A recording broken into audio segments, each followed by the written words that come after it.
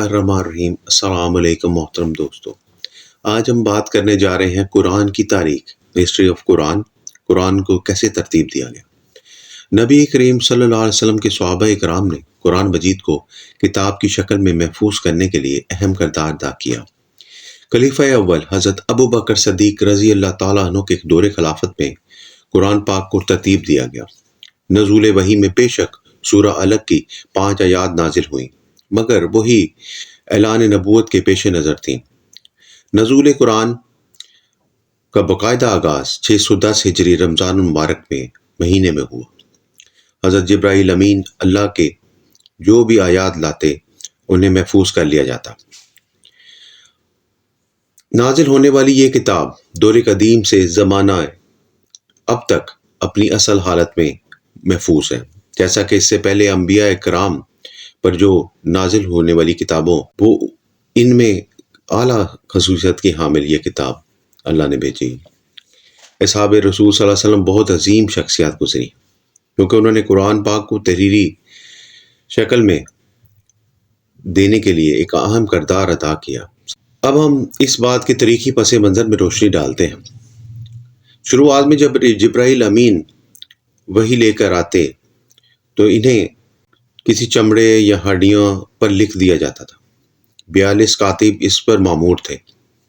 یہ مجموعہ ایک جگہ پر نہ تھا، یعنی مختلف چیزوں پر لکھا ہوا تھا، اور جبرائیل علیہ السلام نشاندہی سے لکھواتے تھے کہ یہ کس آیات کا حصہ ہے۔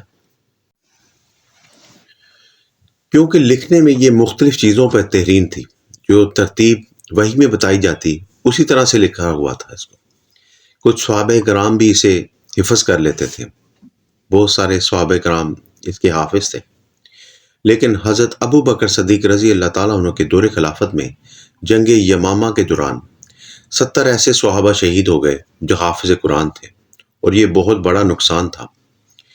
جب اس معاملے کی خبر حضرت عمر بن خطاب رضی اللہ تعالیٰ عنہ کو ہوئی تو انہوں نے قرآن کے یا تحویل کا خدشہ لاحق ہوا تو انہوں نے حضرت ابو بکر صدیق رضی اللہ تعالیٰ عنہ سے بات چیت کی، اور یہ فیصلہ کیا گیا کہ قرآن پاک کو ایک مجموعے کی شکل میں تحریر کیا جائے گا۔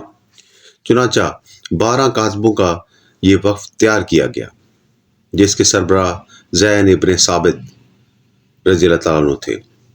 انہوں نے قرآن کی تحریر کا کام شروع کر دیا۔ اس میں حضرت عثمان، حضرت علی، حضرت طلحہ، حضرت عبداللہ بن عباس، خالد بن ولید، حضرت حذیفہ اور حضرت سلیم شامل ہوئے۔ حضرت عمر رضی اللہ تعالیٰ کے گھر میں سبھی ان شخصیات نے بیٹھ کر اسے ترتیب دیا اور ایک کتاب میں لکھنا شروع کر دیا، اور تلاوت قرآن بھی کرتے جاتے تاکہ لکھنے والوں کے لیے غلطی کی گنجائش نہ رہے، تاکہ صورتوں اور آیتوں کی ترتیب کو درست کر لیا جائے، کوئی غلطی کوتاہی نہ رہے۔ آخر اللہ کی وہ کتاب تحریر کر لی گئی، کسی رد و بدل کے بغیر اصلی شکل میں محفوظ کر لیا گیا، جو آج تک محفوظ ہے۔ مجموعی طور پر قرآن میں 6236 آیات، 114 سورت ہیں، جن میں الفاظ کا مجموعہ 3,23,000 ہے۔ سعید ابن عاص رضی اللہ تعالیٰ عنہ، جو کہ ایک ماہر خطاط تھے، انہوں نے قرآن کو خوبصورت طریقے سے لکھا۔ انہوں نے ہرن کی کھال پر قرآن لکھنا شروع کر دیا۔ ان کی خطاطی بہترین خطاطیوں میں شمار ہوتی ہے، عربی کی خطاطی کی بہترین خطاطی ہے۔ اس لکھائی کو صحابہ کرام نے بہت پسند فرمایا۔ پھر بہت بڑے اجتماع کا اعلان کیا گیا، جہاں حافظ کرام شرکت فرمائی تاکہ ان کے سامنے قرآن کی تلاوت کی جائے اور کوئی غلطی کی گنجائش نہ رہے۔ اگر جو قرآن بنایا گیا ہے وہ صحیح ثابت ہو گیا۔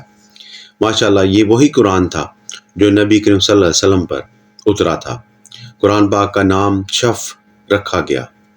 اس مشف کو حضرت عمر رضی اللہ عنہ کی تحویل میں دے دیا گیا، پھر ان کے بیٹے عبداللہ بن عمر، پھر حفصہ رضی اللہ تعالیٰ عنہ اماں حفصہ کے پاس بھی رہا۔ یہ تھی قرآن کی تفصیل۔ ہم آپ کو اگلی ویڈیو میں ملتے ہیں۔ ہمیں کمنٹس کریں، لائک کریں، سبسکرائب کریں، اور ہماری ویڈیو کو لائک کیا کریں۔